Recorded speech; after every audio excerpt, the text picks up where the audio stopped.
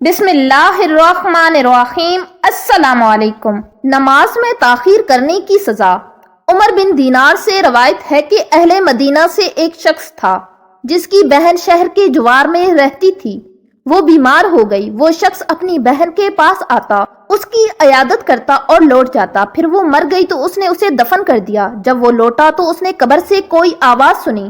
اس نے اپنے ایک دوست کی مدد حاصل کی اور دونوں نے مل کر قبر کھودی۔ وہ کہتا ہے میں نے وہاں پر سب کچھ پایا۔ اس نے دوسرے شخص سے کہا پیچھے ہٹ جاؤ تاکہ میں اپنی بہن کا حال دیکھ سکوں۔ لحد سے جب اس نے چیزیں وغیرہ ہٹائیں تو کیا دیکھتا ہے کہ قبر میں آگ بھڑک رہی ہے۔ اس نے قبر کو پہلے کی طرح کر کے برابر کر دیا اور اپنی ماں کے پاس آ گیا اور کہنے لگا میری بہن کیا کرتی تھی؟ اس نے کہا تو اس کے بارے میں کیوں پوچھ رہا ہے جبکہ وہ مر چکی ہے؟ اس نے کہا آپ مجھے بتائے تو صحیح۔ اس نے کہا وہ نماز میں تاخیر کرتی اور میرا گمان ہے کہ وہ وضو کے ساتھ نہیں پڑھتی تھی اور وہ ہمسایوں کے دروازوں پر آتی، ان کے دروازوں پر کان لگاتی اور ان کی باتیں گھر سے باہر نکالتی۔ حسین اسدی سے روایت ہے، وہ کہتے ہیں میں نے مرثد بن ہوشب سے سنا، کہتے ہیں میں یوسف بن عمر کے پاس بیٹھا ہوا تھا۔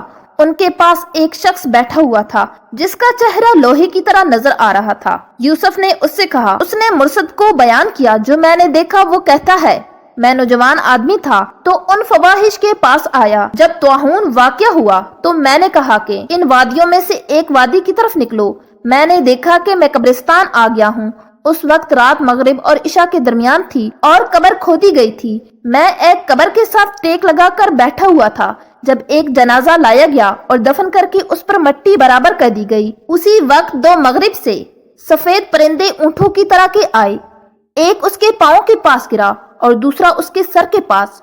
پھر وہ دونوں اس کی طرف گئے، ان میں سے ایک قبر میں اتر گیا اور دوسرا اس کے کنارے پر چلا گیا۔ میں آ کر قبر کے کنارے پر بیٹھ گیا۔ میں ایسا آدمی تھا جس کے پیٹ کو کوئی چیز بھرتی تھی، یعنی میں جاننے کا شوقین تھا۔ میں نے اسے کہتے ہوئے سنا تو تکبر کے ساتھ رشتہ داروں کو دکھلانے کے لیے رنگے ہوئے کپڑے پہن کر چلتا تھا۔ اس کو اتنا زور سے مارتا کہ قبر بھر جاتی اور پانی اور تیل سے بہنے لگتی۔ پھر وہ لوٹتا، وہ یہ کہتا اور اس کو اتنا زور سے مارتا کہ قبر بھر جاتی اور پانی اور تیل سے بہنے لگتی اور وہی بات دہراتا، حتیٰ کہ اس نے اس کو 3 دفعہ مارا اور ہر دفعہ یہ بات دہراتا اور قبر پانی اور تیل سے بھر جاتی۔ پھر اس نے اپنا سر اٹھایا اور میری طرف دیکھا اور کہا دیکھو یہ کہاں بیٹھا ہوا ہے، اللہ اسے خراب کرے۔ پھر اس نے میرے چہرے پر ضرب لگائی جس سے میں گر گیا۔ ایک رات میں وہیں پڑا رہا حتیٰ کہ صبح ہو گئی۔ جب میں نے قبر کی طرف دیکھا تو وہ اپنے حال پر تھی۔ تو یہ پانی اور تیل دیکھنے والے کے لیے ہے،